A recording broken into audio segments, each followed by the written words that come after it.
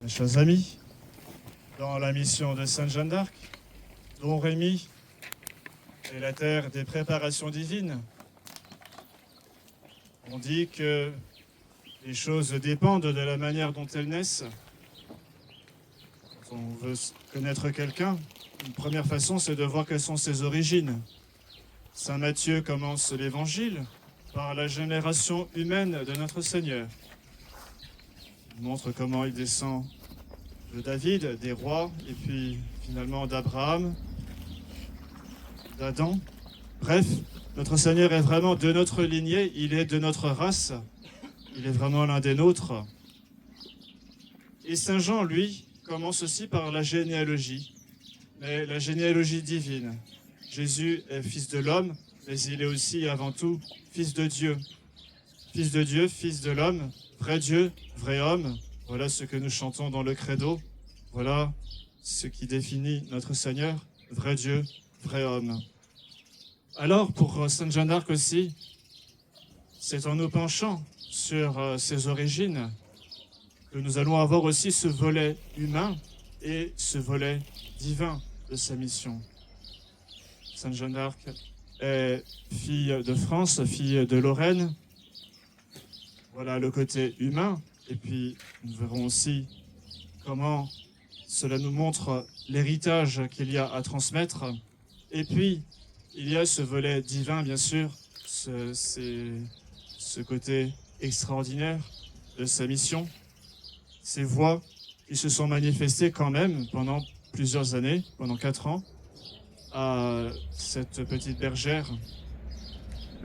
Et l'essentiel de sa mission lui a été révélé à ce moment-là, ici, à Don Rémy.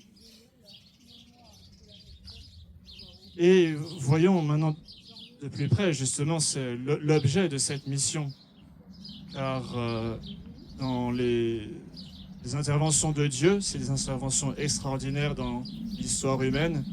Évidemment, ce côté extraordinaire sort de l'ordinaire, mais c'est pour attirer notre attention sur quelque chose qui finalement est ordinaire. Et donc tout ce déploiement de divin dans la mission de Sainte Jeanne d'Arc est finalement pour nous rappeler des choses qui sont ordinaires, mais qu'on a un peu tendance à oublier. Et donc cette première chose ordinaire, c'est précisément cet héritage à sauver.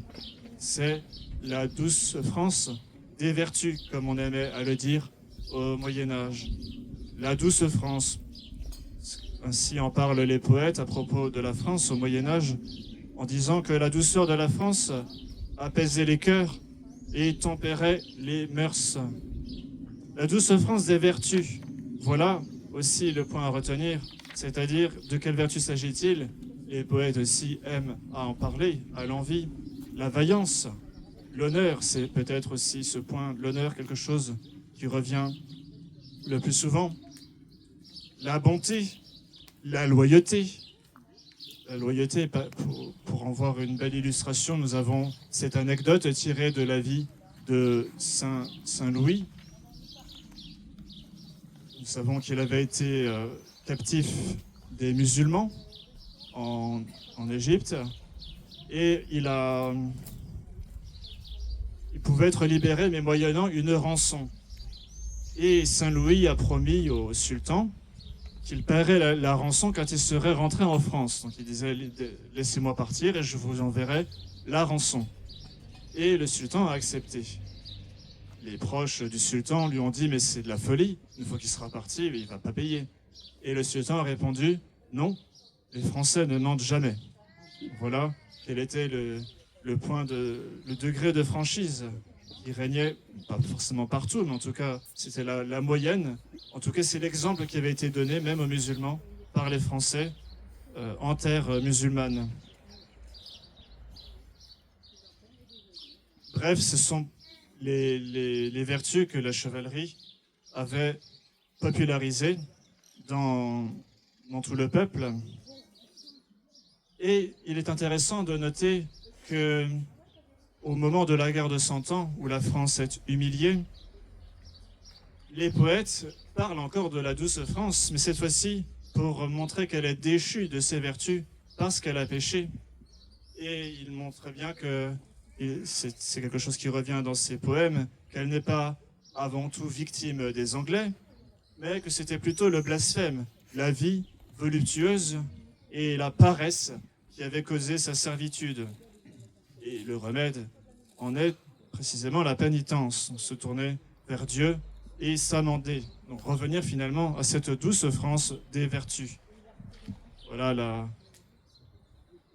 le contexte dans lequel il faut replacer la mission de Sainte Jeanne d'Arc. Donc la patrie, qu'est-ce que c'est? C'est d'abord cet héritage commun, ce socle de vertus, avec une langue et puis aussi une culture qui sert d'écrin à ces vertus.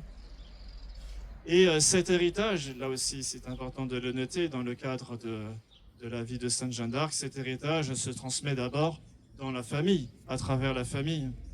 Jeanne d'Arc est une bonne Française, même si elle est lorraine et qu'à l'époque, Domrémy n'est pas dans le royaume de France, directement sous la couronne, mais elle est bonne Française, et c'est de ses parents qu'elle reçoit cet héritage de la douce France des vertus.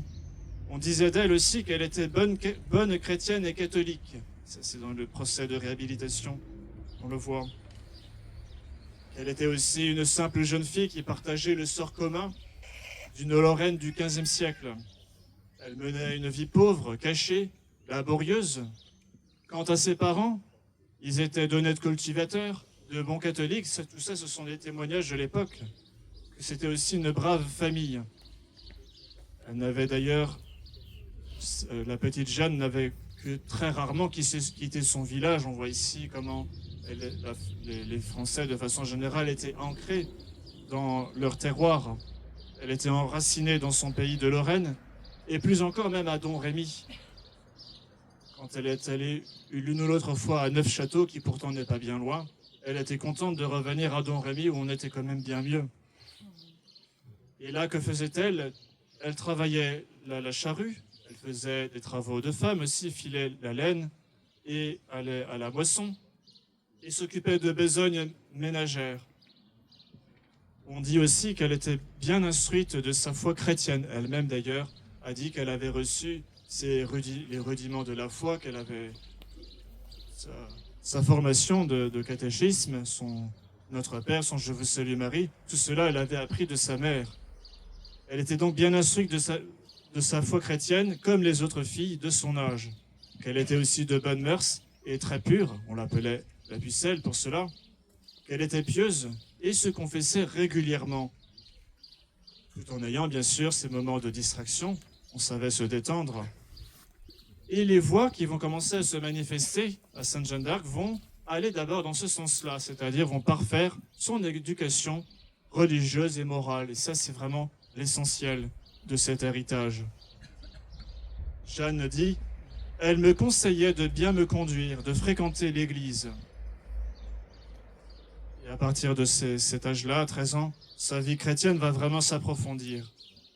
Elle va faire son vœu de virginité à cette époque et va aller plus souvent encore à l'église. C'est aussi ce zèle à se confesser qui expliquera que cette phrase qu'elle dira un jour durant sa mission publique, c'est le péché qui fait perdre les batailles. Donc voilà quel est cet héritage à sauver, la douce France des vertus, ce dépôt qui se transmet au sein de la famille, à travers la famille, à l'ombre de l'Église, héritage aussi enraciné dans un paysage aimé.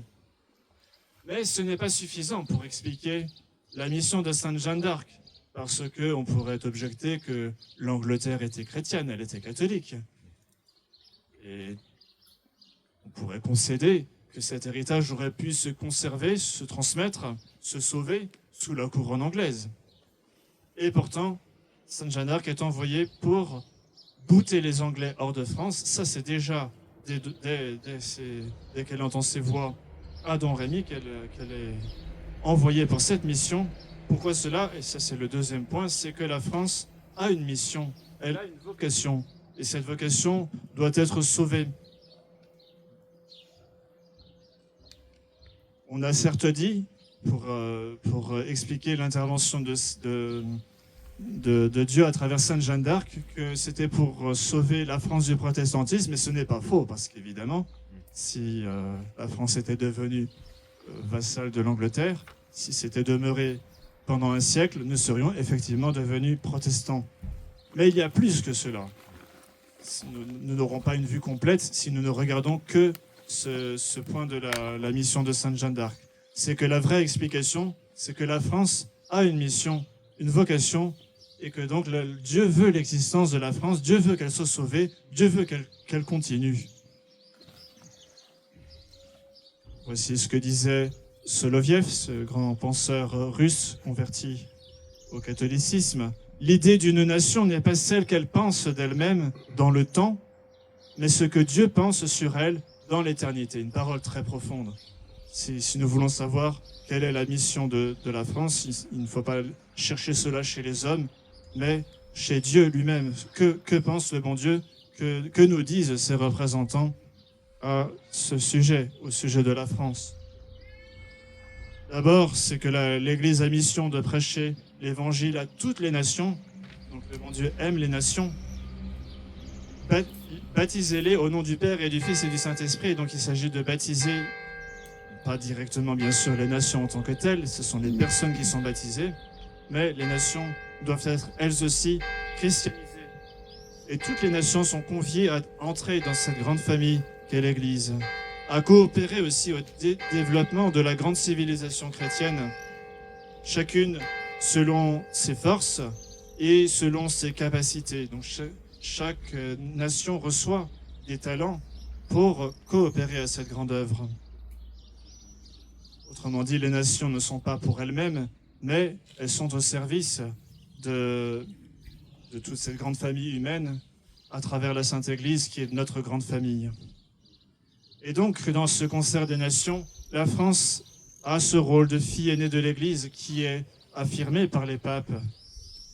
C'est-à-dire qu'elle va avoir un rôle de premier rang pour défendre l'Église, pour être son soldat, si on peut dire, le bras armé, et aussi pour être l'apôtre de la Sainte Église. Regardons par exemple le nombre de missionnaires qui ont rayonné dans les terres de mission. Surtout au XIXe siècle, c'est une très belle épopée qui mérite d'être connue. Il y a aussi cette délicate attention du cœur de Jésus qui compte sur la France pour répandre son culte dans le monde. Et quand Jésus parle du roi de France, il parle du fils aîné de mon Sacré-Cœur. Quelle belle définition du roi de France, quel bel éloge. Et pourtant, celui qui est porté à cette époque, cette mission n'était peut-être pas forcément à la hauteur, mais on voit cette bonté du cœur de Jésus qui aime la France. Alors Dieu aime bien sûr aussi les Anglais comme il aime les Français et les autres nations, mais il ne veut pas que la France disparaisse. Et c'est pour ça qu'il envoie sa servante bouter les Anglais hors de France. Et d'une certaine façon, Dieu a besoin de la douce France des vertus pour achever son œuvre ici-bas.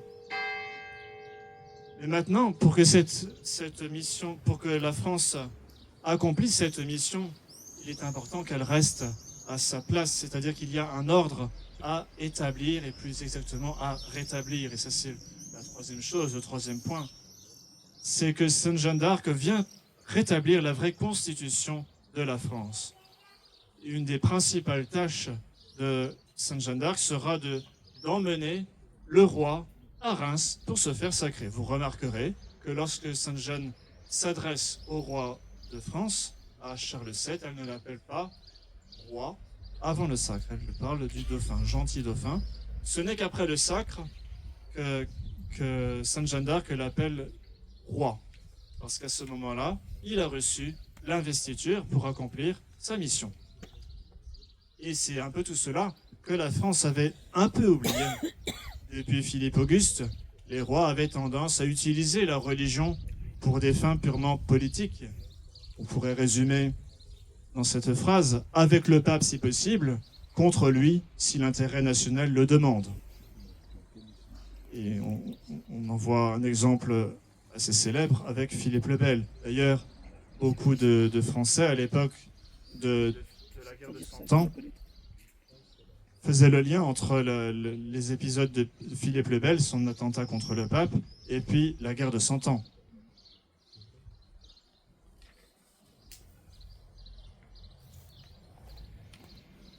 Utiliser la religion pour des fins temporelles, évidemment, ça c'est quelque chose que la France apostate était capable aussi de réaliser. On pense à cette phrase de Gambetta: l'anticléricalisme est une marchandise qui se vend mal à l'étranger. Ce qui veut dire que les mêmes personnes qui ont chassé les religieux à cette époque de la Troisième République étaient capables de dérouler le tapis rouge aux missionnaires dans les colonies parce que cela était utile pour le prestige de la France. Donc c'est un comportement bien sûr un peu cynique, mais la racine est toujours la même. Et il importait qu'il y ait une Sainte Jeanne d'Arc qui nous rappelle « Messire Dieu, premier servi ».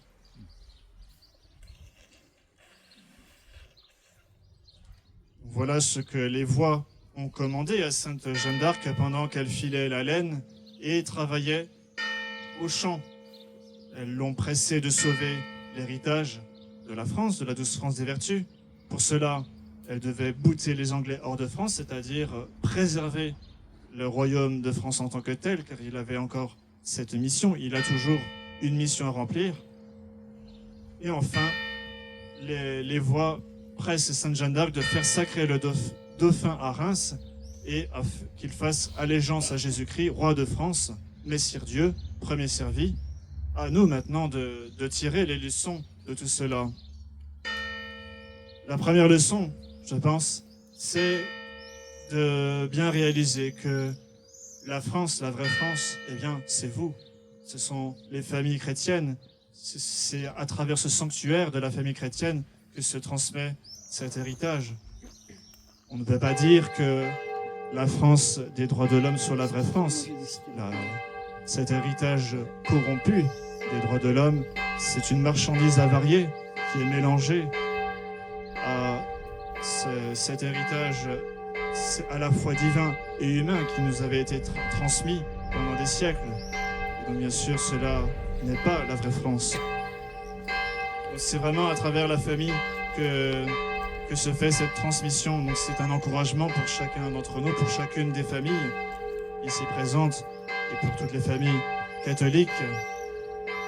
Une incitation donc à vraiment transmettre ce dépôt sacré de la foi, dépôt sacré aussi des traditions chrétiennes, parce que toute la vie catholique est imprégnée de coutumes chrétiennes. L'angélus qui est en train de sonner en ce moment, par exemple, la prière avant et après les repas. Bref, toute une imprégnation chrétienne dans les habitudes, dans les mœurs. Voilà ce qui est vraiment cet héritage.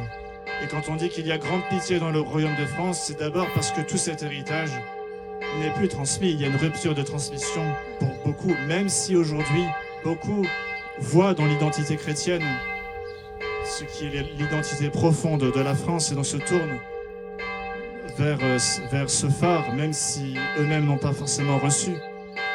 Mais donc il est important de le transmettre et de le garder précieusement, ce dépôt. Ensuite, une deuxième leçon, Dieu ne veut pas que la France disparaisse. Si nous en doutions encore, si nous nous disions peut-être que ça c'était vrai à l'époque de Sainte Jeanne d'Arc, mais qu'est-ce qu'il en est? Est-ce que à notre époque, Dieu veut toujours que la France continue? Écoutons ce que dit le Sacré-Cœur. Je régnerai malgré mes ennemis. Donc c'est-à-dire que ce qu'il a demandé à Père Helmoniel, qui n'est toujours pas réalisé, nous savons que cela se réalisera. Cela suppose que Dieu sauvera la France.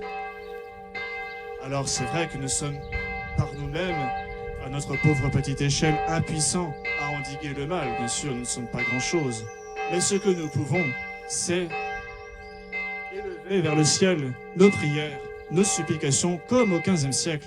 Au XVe siècle, de tous les cœurs s'élevait une grande clameur vers le ciel pour que Dieu intervienne. Et Dieu est intervenu d'une façon combien admirable. Et puis enfin, Messire Dieu premier servi, il s'agit de rétablir l'ordre. Bien ça c'est aussi notre devise à nous. Messire Dieu premier servi, qu'est-ce que ça veut dire? Cela veut dire aussi que Dieu a le droit d'exiger de nous de l'héroïsme. Vous voyez, Sainte Jeanne d'Arc n'avait rien demandé, elle n'avait aucune prétention. Dieu l'a envoyée et elle avait le choix entre finalement être infidèle ou être héroïque. Donc Dieu peut demander l'héroïsme. C'est quelque chose qu'on qu'on n'aime plus trop entendre aujourd'hui, Dieu peut exiger cela de nous. Et pour cela, il suffit de nous laisser conduire. On voit comment Sainte Jeanne d'Arc a été rassurée par ses voix. Aussi, avec quelle délicatesse ces voix l'ont préparée à son martyre.